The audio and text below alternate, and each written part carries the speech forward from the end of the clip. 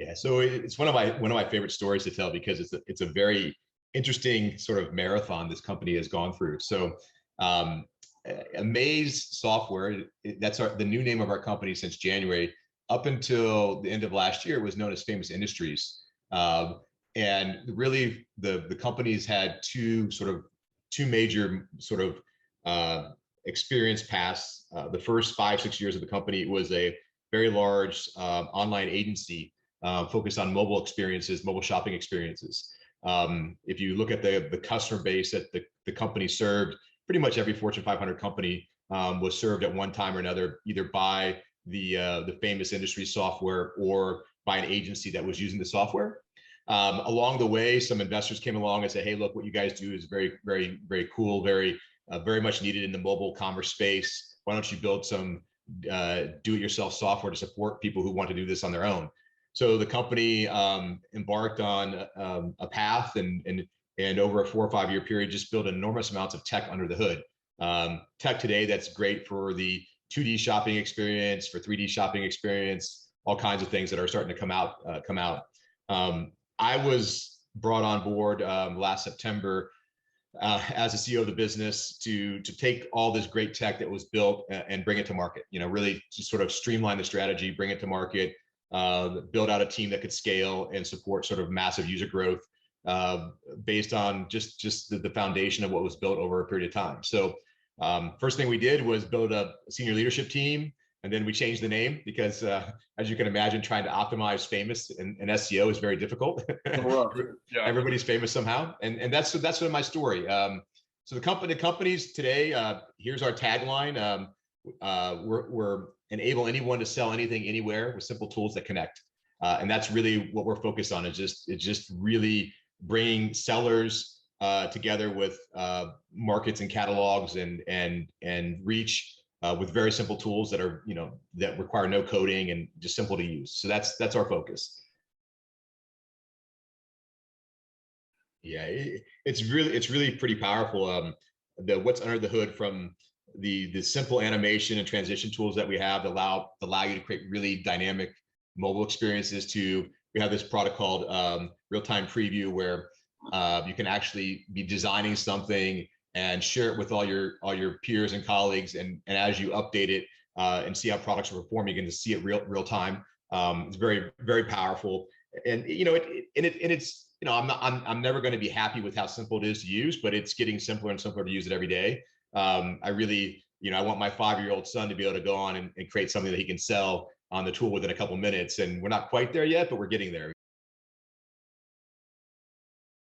There's lots of different software tools out there that are focused on either a component of a commerce channel or a component of a commerce stack. We really view ourselves as like the head of all these headless commerce stacks, the sort of that connecting front end. But we're taking an approach where we look at it like we're an aggregator. So we know what we do really, really well, but our software is designed in a way where if we don't do something, we can aggregate components in very quickly. So we have lots of strategic partners that are either there today or that are going to be announced over the next few months. And those things just add more capabilities very simply with our user interface to the merchant trying to sell something, right? And that's the approach that I think is going to help us massively scale, because we don't, we realize selling online is really hard still today. Selling on mobile is even harder. And so some of the things you need, we're just not going to be able to build them fast enough. So we're aggregating them. And that's the other piece that I love about our tech, is that it's so modern. Things can be added very quickly, and we don't have to be the actual developer of the software. So yeah, so it started off as building blocks, right? We weren't that good on the API side. We're getting better at it. Really, the piece that we're hyper focused on is what I call selling experiences. So if you look at most websites today, everybody's focused on driving traffic back to a website, to a landing page.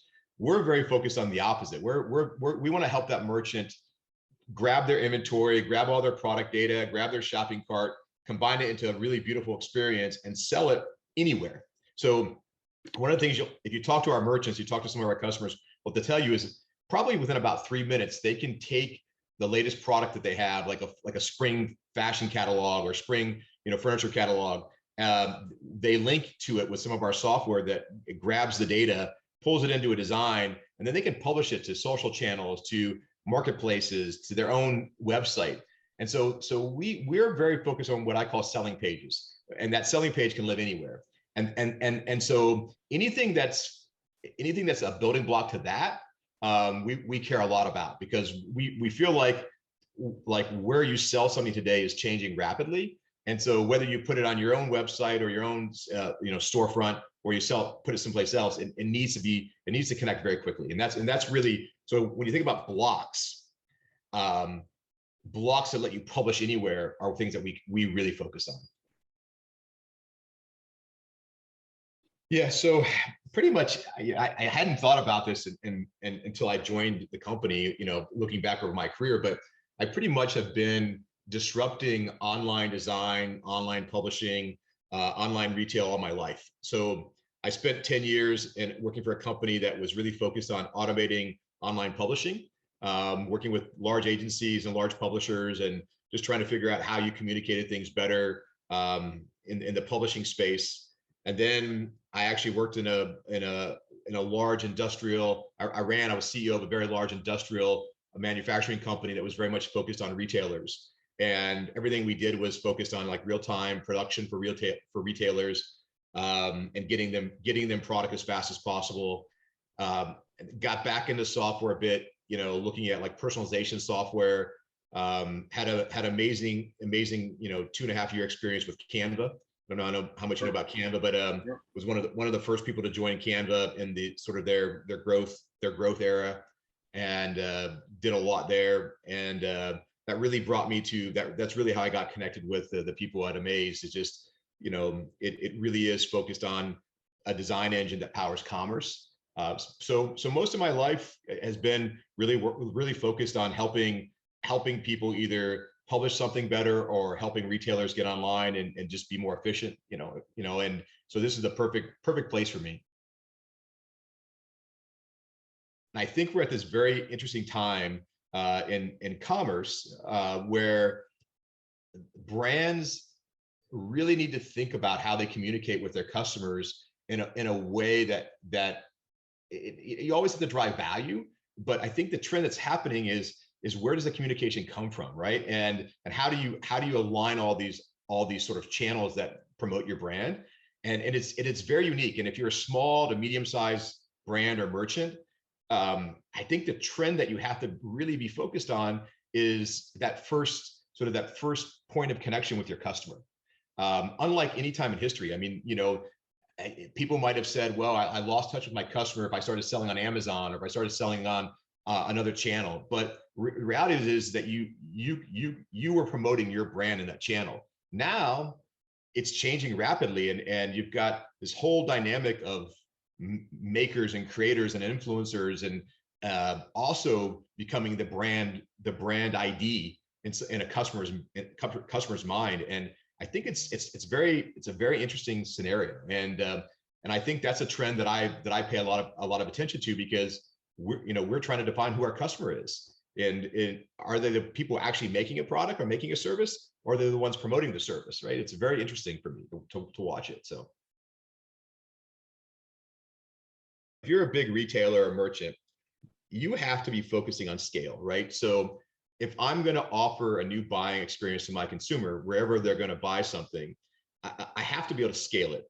So I think the biggest challenge with the metaverse and sort of 3D shopping has been the fact that you have to use a lot of CGX and custom design to create a product experience in the metaverse, which is very time consuming. So one of the things that we focus on is programmatic sort of updates or programmatic designs in the metaverse. So you'll see later, I can't tell you who it is right now, but you'll see later this year, a very, very large retailer launched sort of a beta with us, where everything that you see in their 2D e-commerce shopping experience is being displayed in a 3D metaverse shopping experience. And they're testing it in a way where they want to see, can they programmatically feed that data fast enough to where it doesn't really matter whether I'm going on the .com site to buy something or if I'm going to the metaverse site. So what I advise retailers to think about is like, look, it's a great marketing ploy to say, hey, come in here and buy your kid's backpack for back to school, and play around in this virtual shopping experience.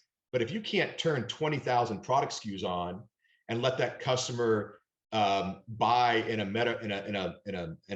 meta experience versus a 2D e-commerce experience, they're not going to stay there, right? So for us as a retailer, you either realize it's a marketing ploy and you test it and build some brand awareness around it, or you go heads in and you decide you're going to create a complete shopping experience.